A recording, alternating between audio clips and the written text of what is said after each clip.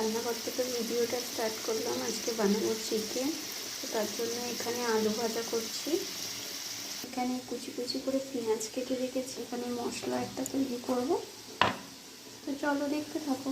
পেঁয়াজ, গরম মশলা, ফোড়ন দিয়ে পেঁয়াজ, আদা, রসুন সব মশলা দিয়ে একটু কষিয়ে রাখছি।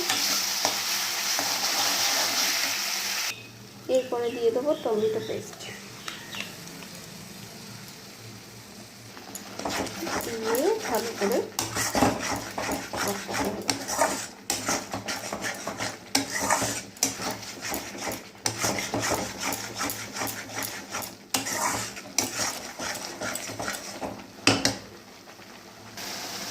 এরপরে দেবো পরিমাণ মতো নুন আর দেবো হলুদ গুঁড়ো। এখানে লঙ্কার গুঁড়ো দেবো না, আমি আপনার চাইলে লঙ্কার গুঁড়ো অ্যাড করতে পারেন এই মশলার থেকে।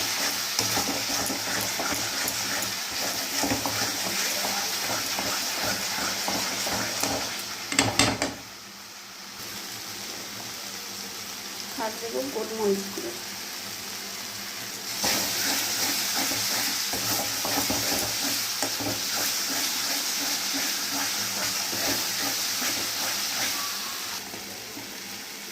এরপরে মাংসগুলো দিয়ে দেবো।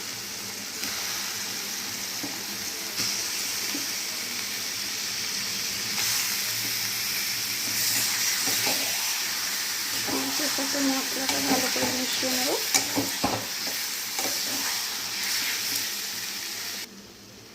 এরপরে কমিয়ে চাপা দেব।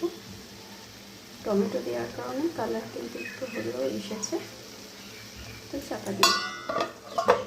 হচ্ছে ভাত, এখানে হচ্ছে ডাল, এখানে করেছি টমেটোর চাটনি, এখানে হচ্ছে চিকেন, এখানে হচ্ছে মাছের তেল দিয়ে, বেগুন দিয়ে, আলু দিয়ে, উচ্ছে দিয়ে তরকারি, আর এর মধ্যে আছে পাঁপড় ভাজা।